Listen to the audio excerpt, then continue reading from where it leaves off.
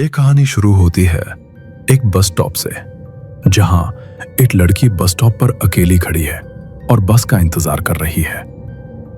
लड़की बार बार घड़ी देख रही है। लड़की को खड़े खड़े करीब आधा घंटा हो चुका था, लेकिन ना तो कोई बस आ रही थी और ना ही कोई ऑटो मिल रहा था। तभी वो देखती है रोड के उस पार एक बूढ़ा आदमी बैठा है। बड़ी दाढ़ी, बड़े बड़े बाल और फटे हुए पुराने कपड़े।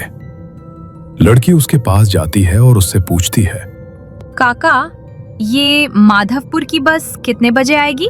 बूढ़ा आदमी उसे देखता है और कहता है, बेटा, बस तो निकल चुकी है, अब कोई बस नहीं आएगी। तुमको यहाँ से चले जाना चाहिए। ये इलाका रात के लिए ठीक नहीं है।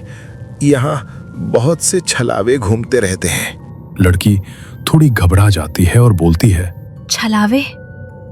तभी दूर से एक ऑटो आता हुआ दिखाई देता है। लड़की जल्दी से ऑटो रोकती है। ऑटो में एक लड़का बैठा होता है। माधवपुर चलोगे क्या? हाँ चलूंगा ना मैडम, आ जाइए, लेकिन भाड़ा डबल लगेगा। रात का टाइम है ना, उधर से सवारी नहीं मिलती, खाली ही लौटना पड़ता है। ठीक है, मैं दे दूंगी, बस मुझे आप छोड़ दो। लड़की ऑटो में बैठकर निकल जाती है। थोड़ी आगे जाकर ऑटो वाला लड़की से बोलता है, इतनी रात को आप उस बस स्टॉप पर क्या कर रही थी मैडम? मैं ऑफिस से आज लेट हो गई थी और मेरी बस भी निकल गई। आपको पता है ना, 10 बजे के बाद उस बस स्टॉप पर कोई गाड़ी नहीं रुकती। लड़की कुछ नहीं बोलती, वो चुप हो जाती है। तभी उसके पास जो लड़का बैठा था, आपका नाम क्या है और आप क्या काम करते हो? मेरा नाम रिया है और मैं एक सॉफ्टवेयर कंपनी में काम करती हूँ। कंपनी का नाम क्या है? माइक्रोटेक। मैं भी वहीं काम करता था, लेकिन करीब 1 साल पहले एक हादसे की वजह से मेरी जॉब छूट गई। हादसा? कैसा हादसा? इतने में ऑटो वाला एक सुनसान रोड के बीच में ही ऑटो का ब्रेक लगा देता है। क्या हुआ भैया? गाड़ी क्यों रोक दी? शायद गाड़ी खराब हो गई है, मैं जरा चेक करता हूँ। तीनों गाड़ी से उतर जाते हैं। ऑटो वाला ऑटो ठीक कर रहा था। तभी ऑटो वाला धीरे से लड़की से पूछता है, मैडम, आप ऑटो में किससे बात कर रही थी? किससे मतलब? जो मेरे पास लड़का बैठा था। उसे ऑटो वाला घबरा कर बोलता है, लेकिन मैडम, आप तो पीछे अकेली ही बैठी थी, ऑटो में आपके अलावा कोई नहीं था।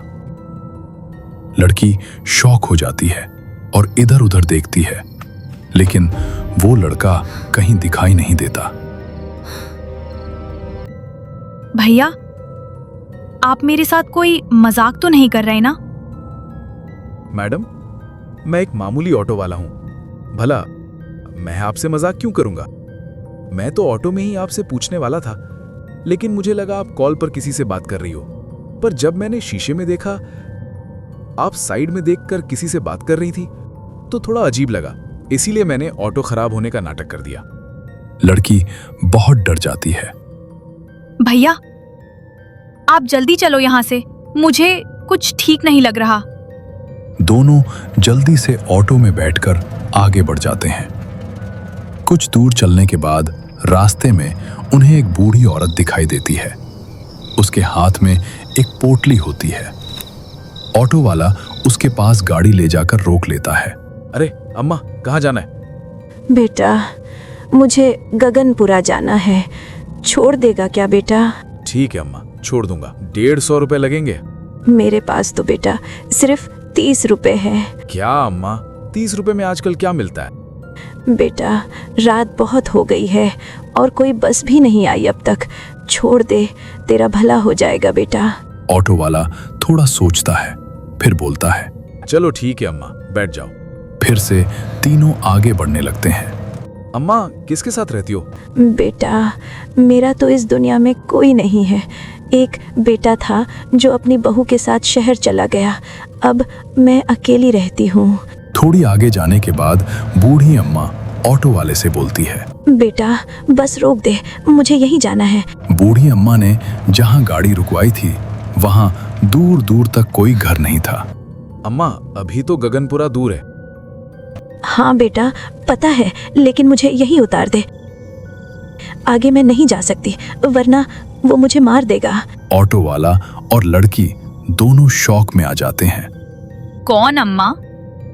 आप किसकी बात कर रही हो? अम्मा कुछ नहीं बोलती और वहीं से गायब हो जाती है। लड़की और ऑटो वाले की हालत खराब हो जाती है। भैया अब आप ऑटो कहीं मत रोकना, चलिए यहाँ से जल्दी, मुझे बहुत डर लग रहा है। हाँ मैडम, मुझे भी थोड़ा डर तो लग रहा है। थोड़ी आगे चलने के बाद लड़की को फिर से वही बस स्टॉप दिखाई देता है जहां से ऑटो लिया था और सामने वही बूढ़ा आदमी बैठा था। गाड़ी रोको भैया। ऑटो वाला ऑटो रोकता है और पूछता है, क्या हुआ मैडम, गाड़ी क्यों रुकवाई? भैया आप वापस वहीं ले आए मुझे, क्या मजाक है ये? ऑटो वाला देखता है कि ये वही जगह है जहां से लड़की को पिकअप किया था। मैडम मुझे खुद समझ नहीं आ रहा, मुझे जाने लो मैडम, मुझे घर जाना है, मुझे डबल पैसे नहीं चाहिए, आप दूसरा ऑटो देख लो। भैया प्लीज मुझे अकेले छोड़कर मत जाओ, मुझे भी घर जाना है। लड़की फिर से ऑटो में बैठ जाती है। भैया जल्दी चलो यहाँ से। ऑटो वाला फिर से गाड़ी भगाता है। फिर से वही बूढ़ी अम्मा दिखती है, लेकिन इस बार ऑटो वाला गाड़ी नहीं रोकता और सीधे निकल जाता है। करीब आधे घंटे बाद ऑटो वाले को दो रास्ते दिखाई देते हैं। मैडम किस साइड से लूं? यहाँ तो दो रास्ते दिख रहे हैं। भैया मुझे नहीं पता, मैं डेली इसी रास्ते से जाती हूँ, लेकिन यहाँ कभी दो रास्ते नहीं होते। ऑटो वाला ये सुनकर और ज्यादा डर जाता है। उसे कुछ समझ नहीं आ रहा था कि कौन सा रास्ता सही है। आप लेफ्ट वाला रास्ता लो। ऑटो वाले ने लेफ्ट की जगह राइट वाला रास्ता लिया। भैया आपने राइट वाला रास्ता क्यों लिया? ऑटो वाला कुछ नहीं बोलता और तेजी से ऑटो भगाने लगता है। तो आखिरकार तुझे समझ आ गया कि मैं कौन हूँ? और तभी लड़की का चेहरा एक भयानक चेहरे में बदल जाता है। ऑटो वाला तेजी से ऑटो भगाता है। ना ही उसने पीछे देखा, ना ही कुछ बोला और ऑटो को सीधा एक शिव मंदिर के सामने जाकर रोक देता है। जब उसने पीछे पलटकर देखा तो ऑटो में कोई नहीं था। ऑटो वाले ने राहत की सांस ली। ऑटो वाला समझ चुका था कि ये सब वो लड़की ही कर रही थी, वो कोई इंसान नहीं थी, क्योंकि टर्न से पहले उसे वही लड़की हाथ देते हुए दिखाई दी थी। और जब ऑटो वाले ने मिरर में देखा तो मिरर में उसे पीछे कोई दिखाई नहीं दिया। ऑटो वाला उस दिन के बाद उस रास्ते से कभी नहीं गया।